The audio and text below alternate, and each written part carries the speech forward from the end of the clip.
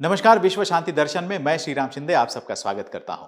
विश्वधर्मी professor doctor Vishwanath Karad जी की संकल्पना से उभरे इस YouTube चैनल में हम आपको दिखाते हैं कुछ अच्छी और सकारात्मक खबरें। आइए शुरू करते हैं आज की सुर्खियों के साथ। वर्षा जल संचयन से सशक्तिकरण, डाक टिकटों से भारत दर्शन, चेतावनी देने वाले हंगर स्टोन्स, सौर संचलित विशाल ड्रोन, जीव रक्षा का अनोखा उदाहरण। इस अभियंता ने महाराष्ट्र के 350 किसानों को पूरे साल भर पानी तक पहुंच बनाने में मदद की है। सुनते हैं उल्लास परांजपे की कहानी। मुंबई के एक सिविल इंजीनियर उल्लास परांजपे हर साल में एक बार कोंकण तट पर एक बंदरगाह शहर रत्नागिरी का दौरा करते थे। ऐसे ही एक यात्रा के दौरान परांजपे ने देखा कि साल के उस समय क्षेत्र के खेत पूरी तरह से फसलों से रहित थे। ये इसलिए था क्योंकि यहाँ फसलों को पूरे साल भर पानी नहीं मिलता। ये बात परांजपे के लिए प्रेरक शक्ति बन गई। अध्ययन के बाद उन्होंने निष्कर्ष निकाला कि वर्षा जल संचयन ही सही रास्ता था।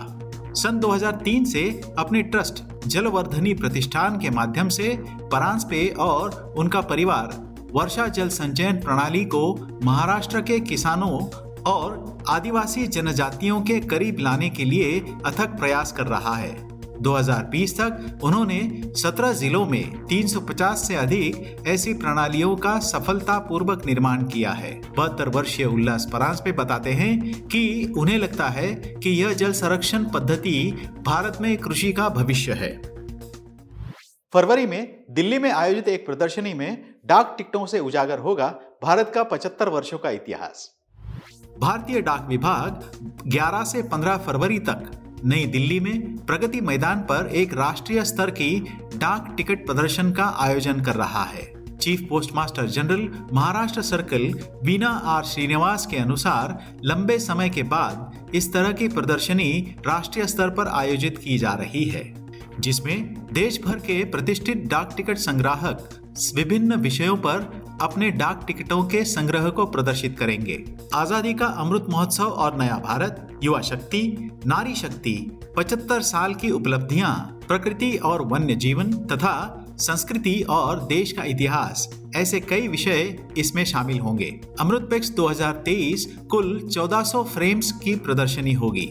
फिलाटेलिक वस्तुओं, टिकटों की दीवार, लाइव पेंटिंग्स आदि की बिक्री के लिए 50 से अधिक बूथों के साथ यह प्रदर्शनी इस क्षेत्र के जानकारों को आकर्षित करेगी।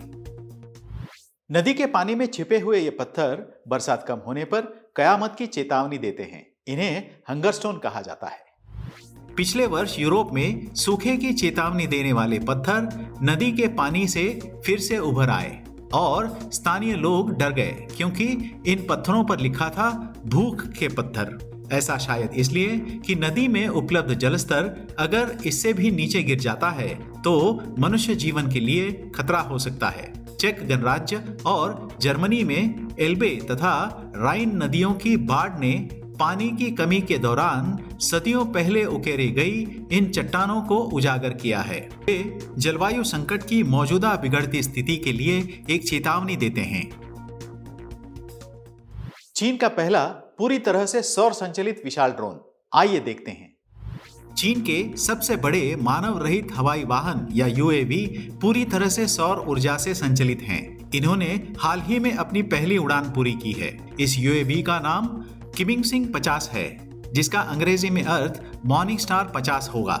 इसे aviation industry corporation of China की एक सहायक कंपनी द्वारा विकसित किया गया था। इस अनोखे वाहन ने शाम 5 बजे उड़ान भरी और 26 मिनट तक उड़ता रहा।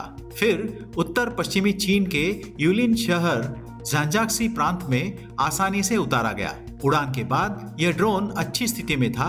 सभी प्रणालियां सामान्य रूप से काम कर रही थी, जो पहली उड़ान की पूर्ण सफलता को चिन्हित करते हैं। समुद्र में डूबते हुए एक युवक को पर्यटकों ने एक अनोखे प्रयास के साथ बचाया। क्या किया उन्होंने, आइए देखते हैं। चीन में फिलहाल स्प्रिंग फेस्टिवल मनाया जा रहा है। स्प्रिंग फेस्टिवल उसी त्योहार को संदर्भित करता है जिसे आमतौर पर अंग्रेजी में चीनी नववर्ष कहते हैं। यह चीन का सबसे बड़ा त्योहार है। वसंत महोत्सव चीनी चांद्रिया नववर्ष का सामान्य नाम है। इस बार बड़े धूमधाम से मनाए जा रहे चीनी वसंत महोत्सव में दिल को छू लेने वाली एक सुखद घटना घटी। हेनान के वेनचांग समुद्र तट पर महोत्सव का आनंद लेते हुए एक युवक एक चट्टान से फिसलकर समुद्र में जा गिरा।